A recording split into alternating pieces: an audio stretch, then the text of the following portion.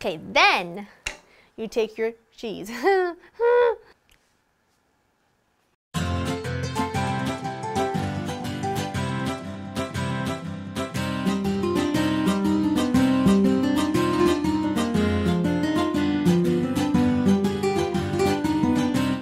Hi guys, I'm Laura Vitale, and on this episode of Laura in the Kitchen, I want to show you how to make a delicious, so good tater tot casserole. Now, this is not going to be the kind that's using a bunch of things that you don't even recognize. It's using very few ingredients. They're all the right ones, and they make for a fantastic casserole that we love. Mia loves. Who doesn't love tater tots? And it's a really great dish to bring to someone. Say someone just had a baby in your neighborhood, or a friend of yours has been sick. This is a great dish to bring because you can rest assured the entire family is going to love it. So let me run you through the list of ingredients because it's kind of short and sweet, but they're all the right ones. You need some good lean ground beef. That's what I've got here. Here I've got lots of onion and garlic that I just passed right through my mini chopper to chop it really fine. What I've got here is some mascarpone cheese. You can use cream cheese or even sour cream in its place, but I always have mascarpone, so that's what I tend to use. I got some good steak seasoning. This is just some frozen corn that I've thawed. It works great here and it's really inexpensive. Some shredded cheese of your choice. I like a blend of Monterey and cheddar. And then here I've got some beef stock and a little bit of Worcestershire sauce, and I've got a little bit of flour and a little bit of light olive oil. You also need tater tots, of course. Now I've got my oven preheated to 375. And I'm going to start cooking my onion and garlic and beef all together. Now, I know that my beef is quite lean, so it's not going to render out a lot of fat. But if your ground beef is not lean, I would cook it first, discard the fat, then add your onion and garlic. But because mine doesn't, I want my beef to cook not slowly, but cook together with onion and garlic to really absorb all that delicious flavor. And in my skillet here with high sides, I have just a drizzle of light olive oil, just to kind of get everything going. Break everything up with your wooden spoon.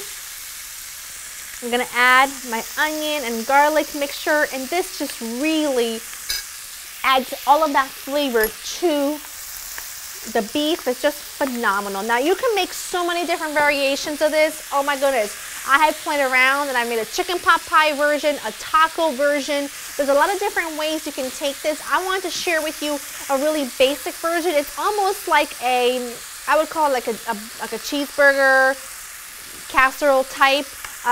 But in the future, I will show you different options as well. And if you're wanting to do something a little bit less carb, I would use the cauliflower tater tots or any veggie tater tot available in the frozen section of your grocery store.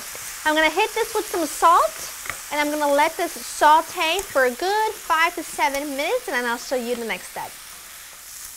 That looks great. You can see there's like no fat in my pan, which that's what I like. That's what I like. Now I'm going to add the flour, and you want to stir that in. You stir it in just until you no longer see raw flour. You want to make sure it's well incorporated into the beef. I also turn my heat down to medium low at this point. Scrapey scrape. And then we're going to add in the stock with the Worcestershire the Worcestershire sauce. Give that a good stir along with your seasoning.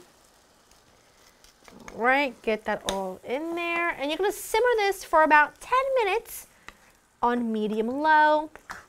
And then we will move on to the next step, my friend. All right, so after 10 minutes, this is what you want it to look like. It's really creamy. I'm gonna add in the corn. I'm turning it off at this point. I'm also going to add the mascarpone. Again, you could use cream cheese. I use sour cream, actually, before I use cream cheese, but I've used both, and they work just fine. And now you're just gonna have to patiently stir all this in. And I know it's not the most appetizing looking thing in the world, but you have to trust your girl. Would I steer you wrong? Would I guide you in a direction and anything other than delicious? I wouldn't. This is so good. And then some. Oh, you know what I did forget? My parsley. I'm gonna grab my parsley really quickly so I can add a little bit to this. And then, well, we will build a delicious casserole. All right, Parsley is in. This looks good. If there are any small bits of the mascarpone that have not melted in, it's fine. I've got a greased casserole dish here, a little smaller than a 9 by 13. I use a 9 by 9. That would be perfect. Okay, then you take your cheese and you do a nice layer of cheese. I mean, I'm telling you, this is so good, so comforting, perfect for this time of year. And a little goes a long way. Like, it's not the kind of dish you'd want to eat a giant portion of, or you could if you wanted to, but it's perfect. Here come the tater tots. You can use good old regular tater tots, like potato, made out of potato. You could use veggie tots. There's some that are made from broccoli, cauliflower, whatever floats your boat. I don't judge, I just eat. So, I'm just gonna pop those babies on like so. And then I'll show you the last and final step before it goes into the oven. I've got some dried chives here. These add delicious, subtle flavor. So I kind of sprinkle these about like so. And now this is going to go in a 375-degree oven for about 40 to 45 minutes. And I will show you what it looks like when it's done. And I was so excited because I'm going to have this for dinner. This bad boy was in the oven for 45 minutes, and trust me when I tell you, this has been cooling for like 10 minutes, by the way, because it was seriously bubbling when it came out of the oven. Oh my word, look at that. Look at that.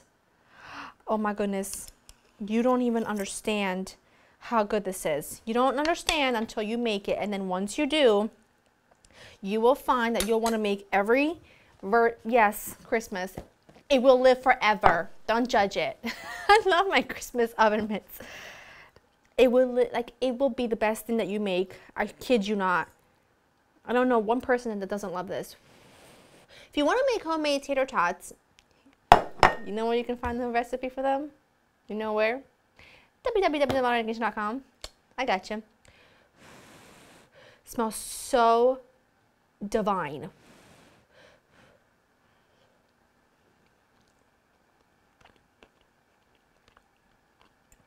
There are simply no words. The top of the tater tots get slightly crispy, which adds to the amazing factor of this. If that makes any sense, you just don't know how good it is until you try it. And once you do, you'll understand why I'm as obsessed with it as I am, because it's everything that you want in comfort food times 1,000. Go to LaurieInTheKitchen.com for the written recipe. I hope you've enjoyed spending time with me, and I will see you